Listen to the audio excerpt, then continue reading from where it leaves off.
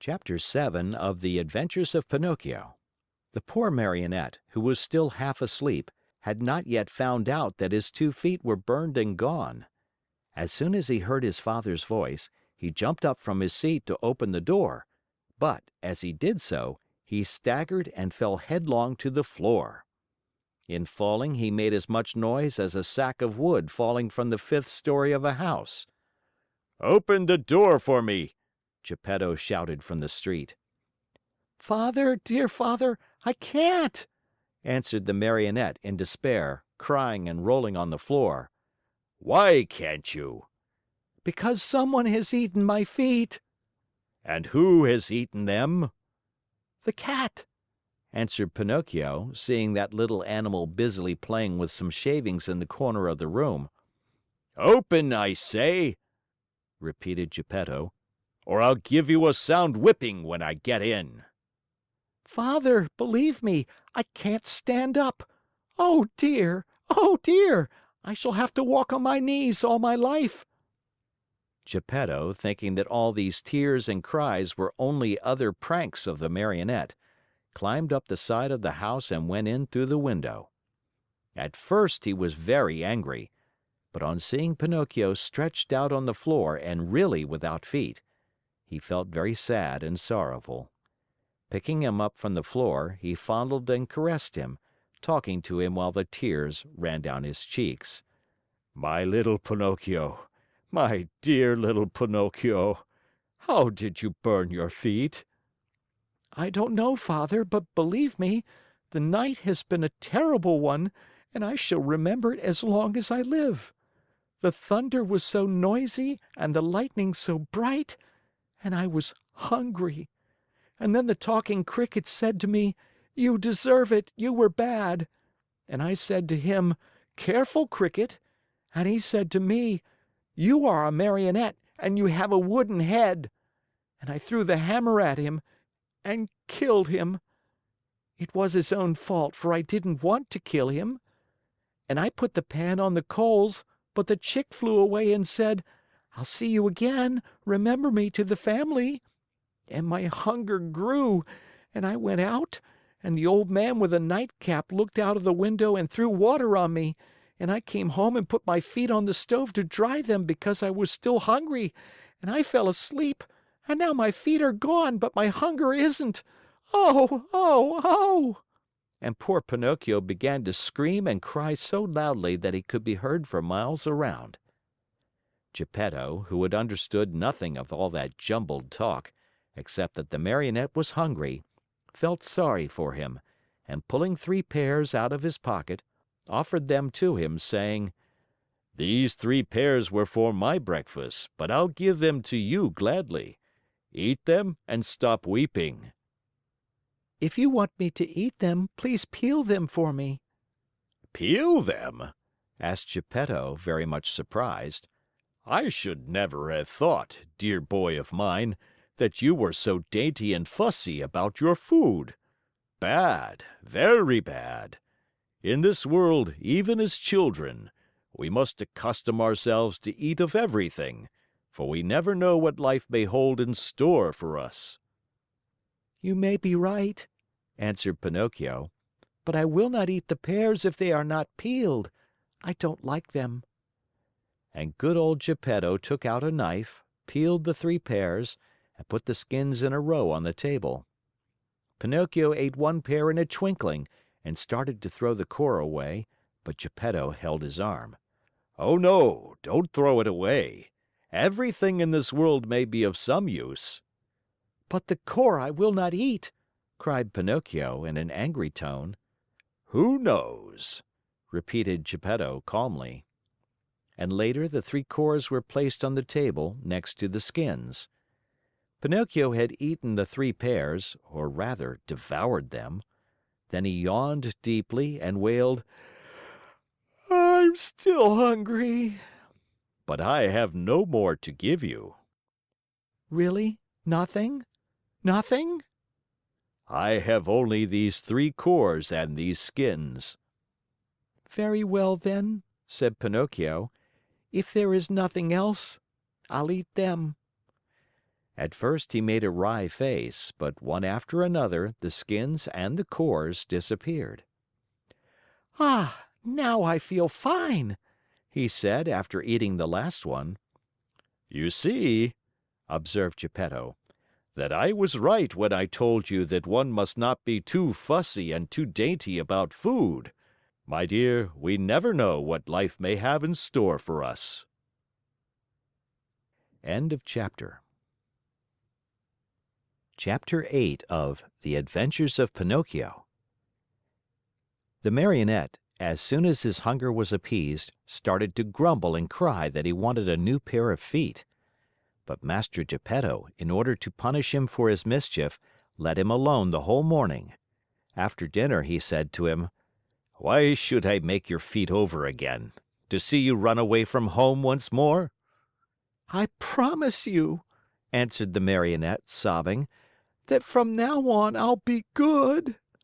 "Boys always promise that when they want something," said Geppetto. "I promise to go to school every day, to study and to succeed." "Boys always sing that song when they want their own will." "But I am not like other boys. I am better than all of them, and I always tell the truth.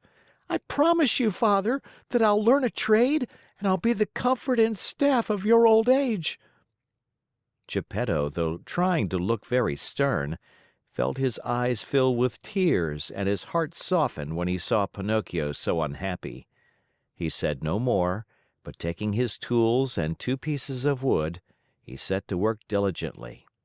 In less than an hour the feet were finished, 2 slender, nimble little feet, strong and quick, modeled as if by an artist's hands. "Close your eyes and sleep," Geppetto then said to the Marionette. Pinocchio closed his eyes and pretended to be asleep while Geppetto stuck on the 2 feet with a bit of glue melted in an eggshell, doing his work so well that the joint could hardly be seen. As soon as the Marionette felt his new feet, he gave one leap from the table and started to skip and jump around, as if he had lost his head from very joy. "To show you how grateful I am to you, Father, I'll go to school now. But to go to school, I need a suit of clothes." Geppetto did not have a penny in his pocket, so he made his son a little suit of flowered paper, a pair of shoes from the bark of a tree, and a tiny cap from a bit of dough. Pinocchio ran to look at himself in a bowl of water, and he felt so happy that he said proudly, "Now I look like a gentleman." "Truly," answered Geppetto. "But remember that fine clothes do not make the man unless they be neat and clean." "Very true," answered Pinocchio. "But in order to go to school, I still need something very important." "What is it?" "An ABC book." "To be sure. But how shall we get it?" "That's easy. We'll go to a bookstore and buy it." "And the money?" "I have none." "Neither have I," said the old man sadly. Pinocchio, though a happy boy always, became sad and downcast at these words.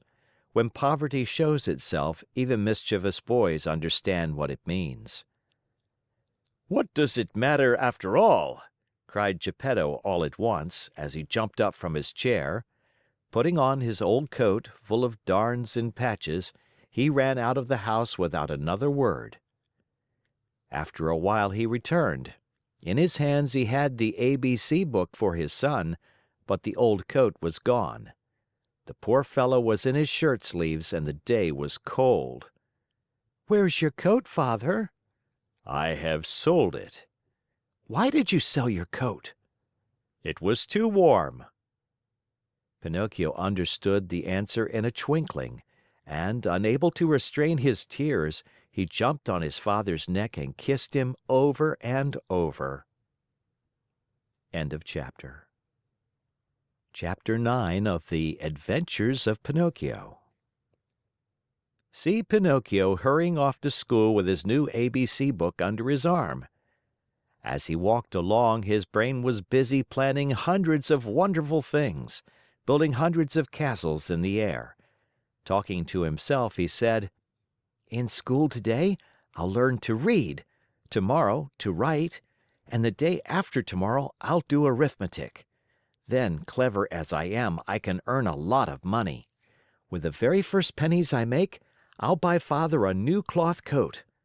Cloth, did I say?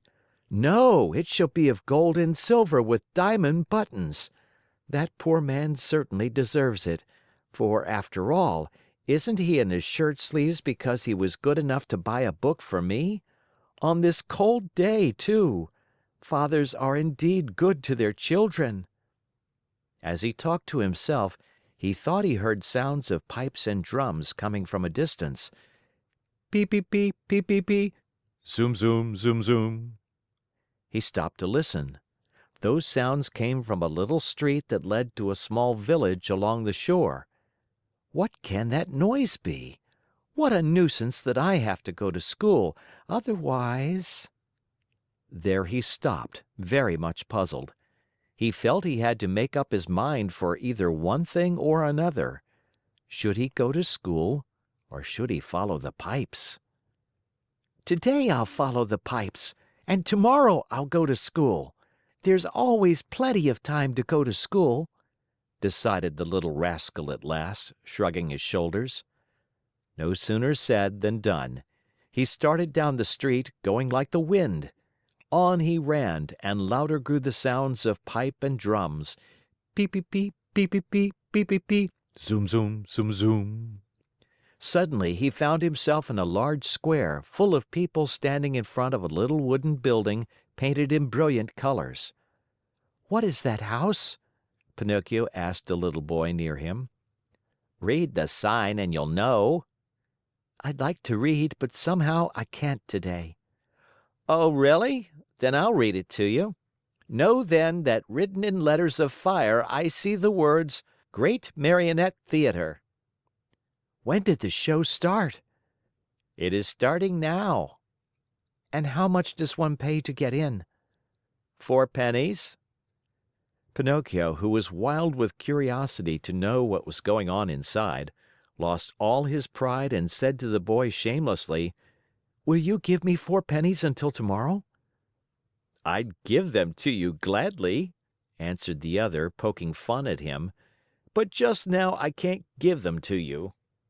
"For the price of 4 pennies, I'll sell you my coat." "If it rains, what shall I do with a coat of flowered paper? I could not take it off again." "Do you want to buy my shoes?"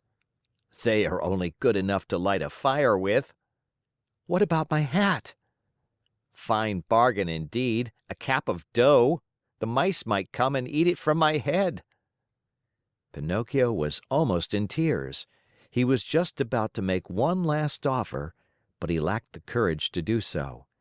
He hesitated, he wondered, he could not make up his mind. At last he said, "Will you give me 4 pennies for the book?" "I am a boy and I buy nothing from boys," said the little fellow with far more common sense than the Marionette. "I'll give you 4 pennies for your ABC book," said a ragpicker who stood by. Then and there the book changed hands. And to think that poor old Geppetto sat at home in his shirt sleeves, shivering with cold, having sold his coat to buy that little book for his son. End of chapter.